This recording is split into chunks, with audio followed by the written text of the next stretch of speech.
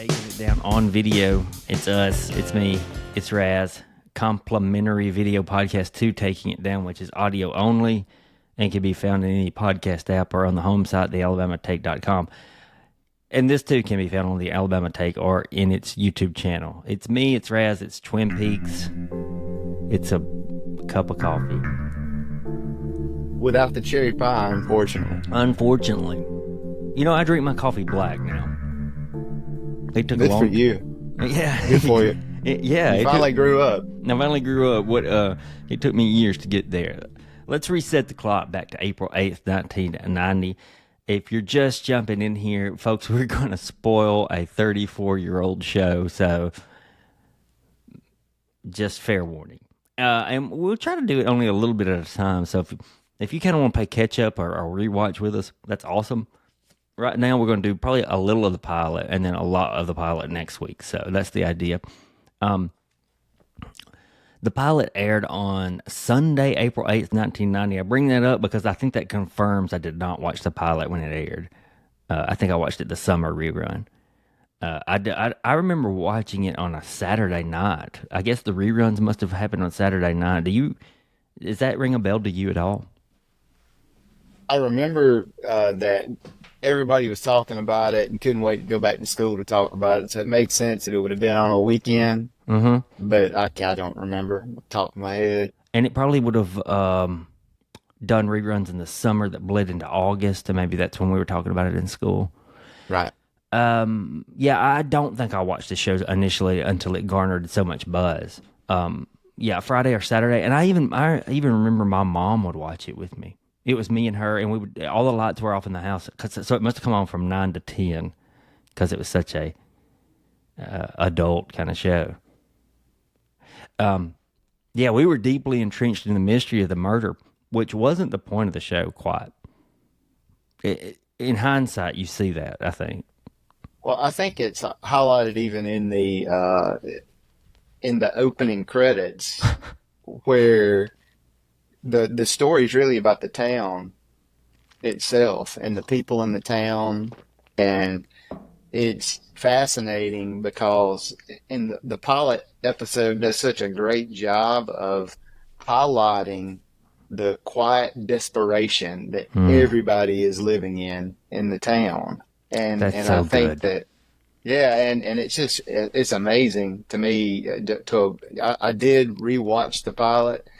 And it was just so interesting to see how desperate everybody was in the show, and they were doing things just to try to relieve some of their suffering, some of their despair, and so many unhealthy relationships that were happening, and it's all kind of exposed in the pilot episode. Yeah, Lynch had a fascination with America, small town America, and the seedy underbelly of it and what causes those things to happen, especially with this project. I'm not saying that it was every project. Yeah, and it's interesting. We kept talking about small town, and if you watch the show, I mean, it seems like, man, this is a really small town, but as I rewatched the opening credits, it starts on the thrush sitting on the pine bough, and then it goes right into so it has this tranquil, natural setting, and then all of a sudden it immediately jumps to the Packard sawmill. Yeah. Which is, it exists because of nature, and it consumes nature, and that's kind of the driving economic force in the town. Wow. And then the whole thing leads through, you see all the saw sharpeners and everything getting ready to, cut into the trees, and just such a neat kind of opening credit. But then it pans to Welcome to Twin Peaks. Uh-huh. And the population of Twin Peaks is over 51,000. Yeah, exactly. And so, to me, it's like, is that really a small town? Because we're talking about something like Florence or Decatur sized. That sounds right. Yeah. And but to me, if you watch the show, it seems much smaller than that. It is. Well, Lynch focuses on that subset of town. It does seem smaller than that. But there are elements of Florence or Decatur. Well, I can't speak for Decatur. There are elements of Florence, which is co-host Adam from Taking It Down Audio. That's where he lives. It is a small town. Not small, but yeah, it does give that vibe like small, like you and I grew up in, which was less than 2,000, or probably way less than that now. The pilot aired over the course of 2 hours. It was a 2 hour pilot, so without commercials, it'll probably run. What does it run without commercials? You watched it recently, about an hour and a half. I didn't pay attention. Yeah, I mean, Something like that. It's About an hypnotic. hour and a half. Yeah, that intro especially is hypnotic, right? And it has such a great flow. Like really, and I don't know if that's the Mark Frost kind of elements, but it really does have a really good flow through as it introduces locations and characters, and the way that it introduces characters is in kind of an interesting way where it's like, man, I'm interested to learn more about this storyline. Mm-hmm. But then, as you watch it, it's also like it's got those the Lynchian artistic elements in there, where you can tell like David Lynch playing this shot, where it's just it holds on a ceiling fan, and the ceiling fan is the whole shot, or a red light that's changing, that's swaying in the night, and you can hear the wind kind of blowing, and it's silent. And so he really draws in on those moments to build up kind of tension. You know how he does you know a that's, really. You know how that I know that's a Lynch shot. That swaying 3-light, what do you call it? Stoplight, whatever. That's what used to scare the shit out of me. I mean, and it's just a stoplight at night. It scared the shit out of me. The music, I mean, he knew what all went together. And he still does. Hey, there's a scene where they're in the hospital, and it's where Cooper's looking for the fingernail. He immediately goes in. He's asking to look under the fingernail of Laura Palmer, and wants to look at Ronette Pulaski's fingernail, but he's in the morgue, and then all of a sudden the light just starts to flicker. Mm-hmm. And that was an accidental thing, and Lynch just captured onto it, and he kept it in there. But all of those little elements, man, it really just he really has an eye for things that are going to be intriguing and do well in the scene. And it adds to the creepiness of that. It does. Oof. There's an odd bit of info where the international version of the show has 20 extra minutes and includes some of the second episode and reveals who the killer was.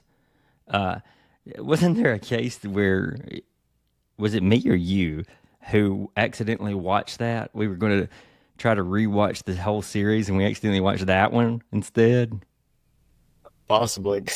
Yeah, I remember in college. I've seen it. Yeah, I've seen it for sure. I feel like I've seen it, and I was like, whoa, this is disjointed. This is supposed to happen later.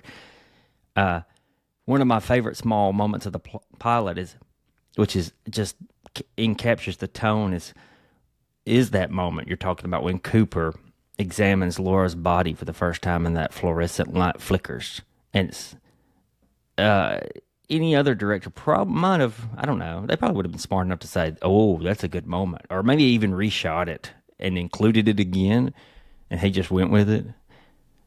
And something that made me smile watching it again was the introduction of Cooper with the tape recorder where he's driving into town, and the notes that he takes. I mean, he's just such an interesting character, and he has this childlike wonder. Yes. And he's constantly, like, he's fascinated with the furs. And, he makes a note of it to Diane, and as soon as he meets Harry S. Truman, the sheriff, he's asking, what are these beautiful trees? Yes. And he finds out they're Douglas firs, and he does the same thing with. He saw a snowshoe rabbit, and he smiled from ear to ear, and so he has this childlike wonder and curiosity, which probably leads to him being such a good FBI agent. True. With the questions that he asks and the way that his perspective, I suppose. And Lynch imbued him with a lot of his own characteristics. I think Lynch wrote a lot of Cooper's dialogue, and Frost Yeah, handled and some of I the think, others. and I saw an interview. This was a while back, but it was Tom McLaughlin, Hmm. and he said that he copied a lot of Lynch's mannerisms and built that into the character of Cooper. So Which is funny because Lynch himself becomes a character later on. We'll get to that down the line. Uh, I see a lot of young people getting into this show. I'm a high school teacher, obviously. I see a lot of the more astute young people get into this show, and it is so fun and fascinating. But I just don't think, and I'm not trying to gatekeep at all, but I just don't think they can get their head around what an absolute shock of a show it was for television on broadcast TV. it was very different than anything else that was out there. I mean, because it had um, it was funny. It had comedic elements, but then it was intense and dark and sort of a thriller. But then the supernatural Hmm. aspects of it were just so different. Whenever you get into like the red room and and the lodge and all that those parts of it was very different. I had no honestly. When you look back on it, if you can get yourself in that 1990 mindset, 89, 90, 91 mindset, just think about how they were allowed to air this. It's got like some kink. There's a lot of sex overtones, at least. And the high school kids are having sex, and it was just weird for 1990. And here's an example. I'll run this off as we wind down this episode. Here are some examples of what was airing in 1990, just as contrast. The Brady's, a sequel to The Brady Bunch. Alf was still on air. Dallas, Hunter, remember the Hunter? Newhart was winding down. 21 Jump Street, which in itself was a little different, as it was on Fox, which was brand new. Knots Landing, was that on It was on. I think Dynasty was still on too. And Falcon Crest? maybe, yeah. Twin Peaks was the first of its kind, long before The Sopranos, which that aired on HBO. That obviously would have never aired on ABC. But Twin Peaks was on broadcast television, meaning anyone could have watched this. You didn't have to have cable. It blows my mind. If you look at it from that mindset, I can't believe they were allowed to air it. But Bob Iger, the current head of Disney right now, was loved it and was just like he pushed for it, and that's how He it also aired, ruined it. and eventually ruined it. Yep, some of that down the line. Thanks for joining us. We're gonna really unpack that pilot next week, and there are some episodes we're gonna spend some time on, and there are episodes we'll chunk together for various reasons, and we hope you enjoy our time with Twin Peaks. And I'm going to enjoy this a lot. It's going to be fun. Yeah. Next Cheers. time we'll talk about what really happened between Marilyn Monroe and the Kennedys and who pulled the trigger on JFK. From Lynch's point of view, maybe. Yeah, this is great. Sayonara, people.